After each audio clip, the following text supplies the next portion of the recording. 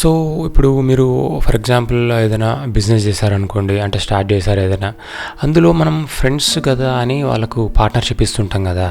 So partnership అనేది బేసిక్గా అయితే అంటే ఎప్పుడైనా కొంచెం ఇబ్బంది తెస్తుంది. సరే అంటే మెచ్యూర్డ్ పార్ట్నర్స్ ఉంటేనేమో ఓకే, అంటే ఒక ఏజ్ వచ్చిన తర్వాత పార్ట్నర్స్ అయితే ఓకే, కానీ లో ఏజ్లో పార్ట్నర్స్ అయితే మెజారిటీ అంటే కొంతమంది ఓకే, బట్ మెజారిటీ ఏంటంటే ఒక బిజినెస్ స్టార్ట్ అయిన తర్వాత డబ్బులు అంటే ఒకళ్ళు మిస్యూజ్ చేస్తే ఒకళ్ళకి నచ్చకపోవడము, లేకుంటే ఈ షాప్ని డెవలప్ చేద్దామని ఒక ఆయన చేస్తుంటే ఇంకొక అతను అవసరం లేదని చెప్పడము, లేకుంటే ఒక అతను పూర్తి తన టైం మొత్తం కూడా ఆ బిజినెస్లో కేటాయిస్తుంటే ఇంకొకడేమో పైనే తిరుక్కుంటా చేయకపోవడం. ఇవన్నీ ఏంటంటే బిజినెస్ స్టార్ట్ చేసే ముందు అంతా బాగానే ఉంటుంది, ఫ్రెండ్స్ మనం చేద్దాం రా అది ఇది అని, కానీ స్టార్ట్ అయిన తర్వాత అది రన్ అవుతుంటే వాళ్ళ బిహేవియర్లో చేంజెస్ అవి ఎందుకంటే బిహేవియర్ చేంజెస్ అని ఎప్పుడైనా ఒక సిచ్యువేషన్ బట్టి అవుతుంటాయి అవి.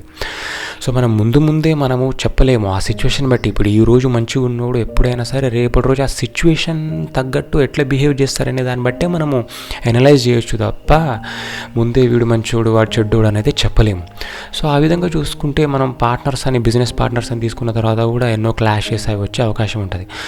సో నేనేందంటే చెప్పేది ఏంటంటే అన్ని రకాలుగా మనకు కుదిరినప్పుడే బిజినెస్లో పార్ట్నర్షిప్ తీసుకోవాలి, అంతేగాని మనకు చేత కావట్లేదు కదా అని ఇంకొకళ్ళతోటి డబ్బులు పెట్టించుకొని పార్ట్నర్షిప్ ఇవన్నీ చేస్తే అది ఒక మంచి రిజల్ట్ ఇవ్వదు. అట్లాంటప్పుడు మళ్ళీ మనము మొదటికే వచ్చేస్తాము.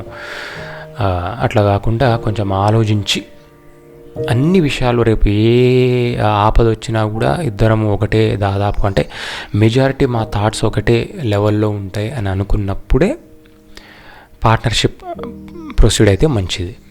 యా.